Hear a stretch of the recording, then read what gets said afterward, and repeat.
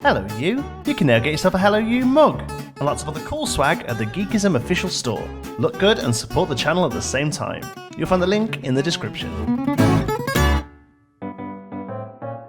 Hello you, welcome to Geekism and welcome back to Pinewood Hills, where we start working on a new bit of Gulpee Land, and I'm trying my hardest not to sound deflated, but unfortunately I am. This was going to be what came out last week, and it didn't because we had the worst crash I've had, by the way. Oh, first of all, I'll just say that if you enjoy the video, please click like and subscribe if you're not already.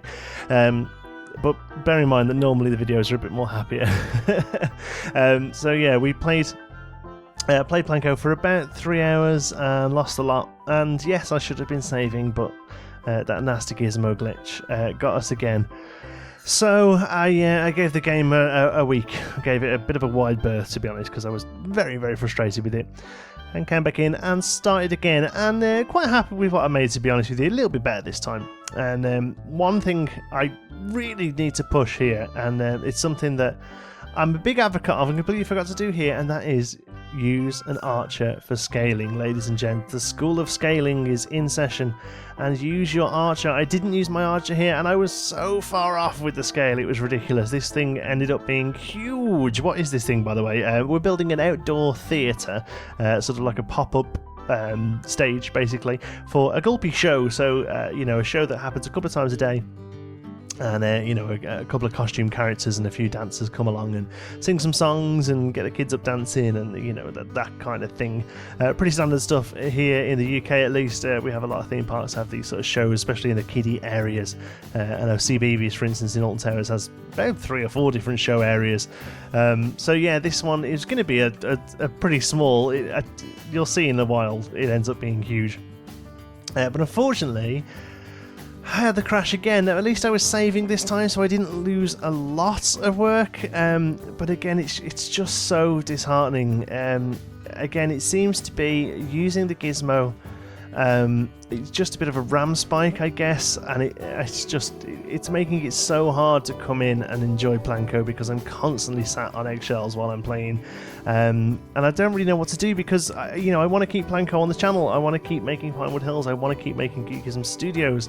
But you know, every time I come and play this game, I'm not really enjoying it right now because I'm constantly you know, worried that this is going to happen. It actually happens a couple of times during this video. You'll see a few times where there's a pretty jarring cut, and it is literally just that it's crashed and I've had to go back in and play up to my old save.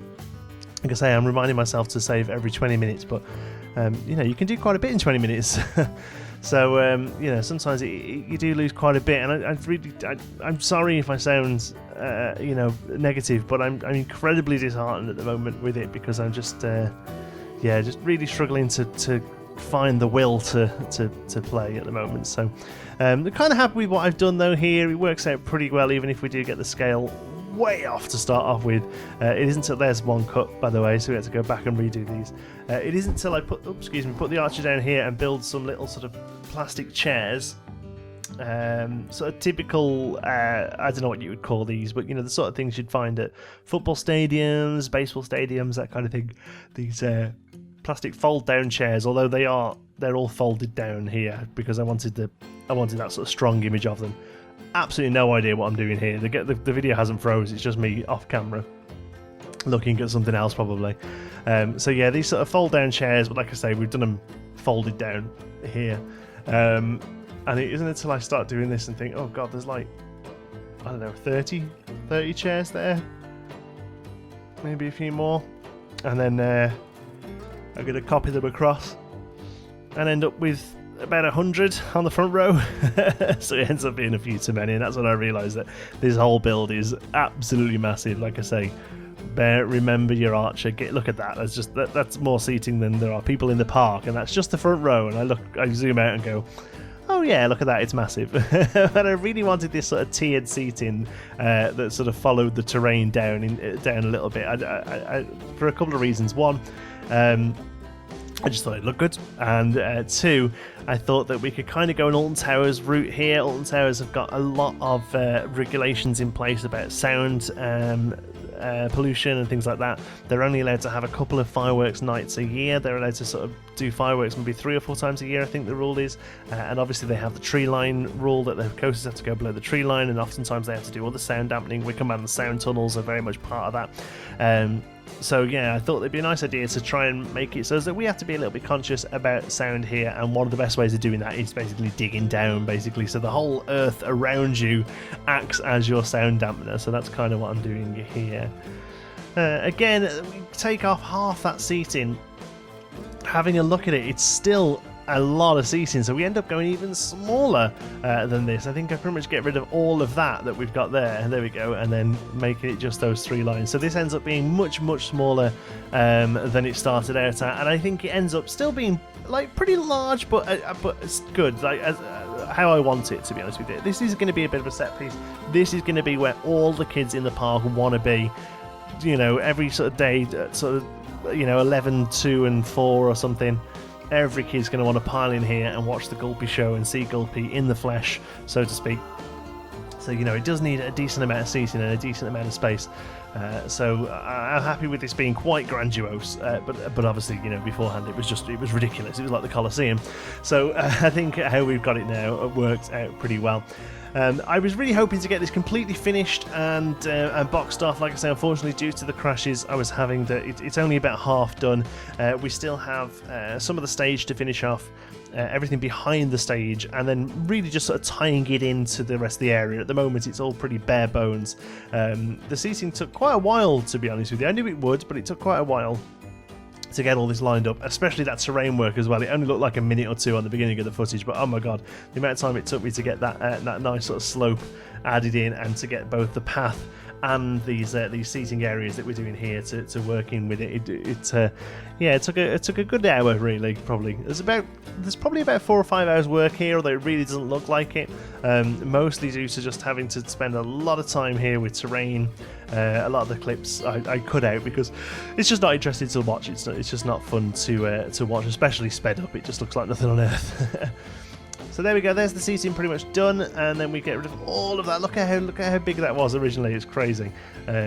So yeah, we need to go back and get rid of some of this retaining wall as well, but for now I just wanted to start work on the actual so the main piece itself, which is the stage. Like I say, googled outdoor stages, found one that looked pretty good, and again I wanted this to kind of be sort of semi-permanent, so it's not a full structure. It's made out of lighting rigs and stuff, and it's basically an outdoor stage.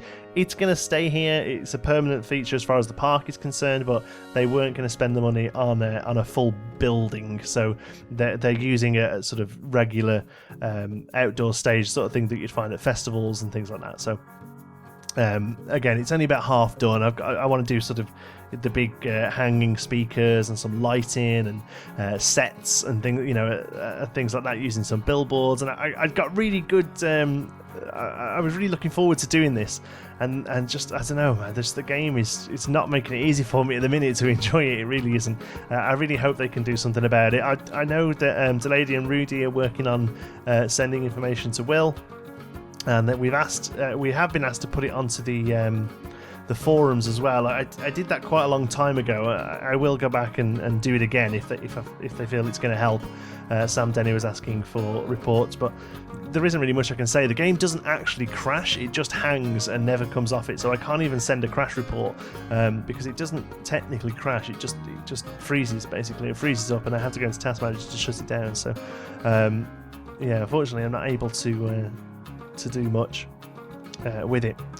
I don't know if you just saw that, but if you were paying really close attention, you saw that Mass Bandit just signed in. One thing I have managed to get done in Blanco over the last few weeks, and I'm really happy about it, and it works out really, really nicely, is that Mass Bandit gave me Conifer Slopes to have a play around with, which is his sort of, baby, his labour of love, like Pinewood is mine.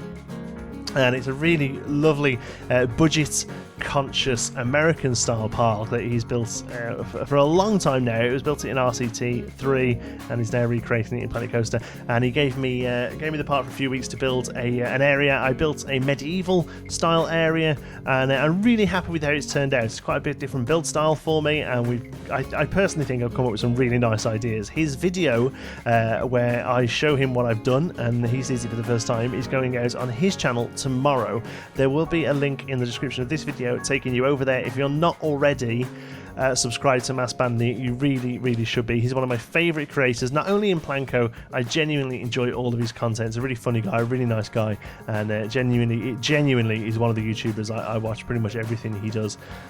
So here we go, we're starting off with the show here. Game's paused just to help us with the FPS a little bit, but you'll see that I've placed down a Gulpee and an Ellie and a Captain Lockjaw, and the Lockjaw's a bit set back, and the idea is he's the bad guy creeping up on them. You know, it's going to be a little bit pantomime, I guess, the show. There isn't going to be a show, obviously, it's just characters that are hanging around, but in my head the show's a little bit pantomime, a little bit sort of pop music, dancing and things like that. So yeah, that's kind of what we've got going there, and we'll have lots of funky lighting hanging down from this rig here as well.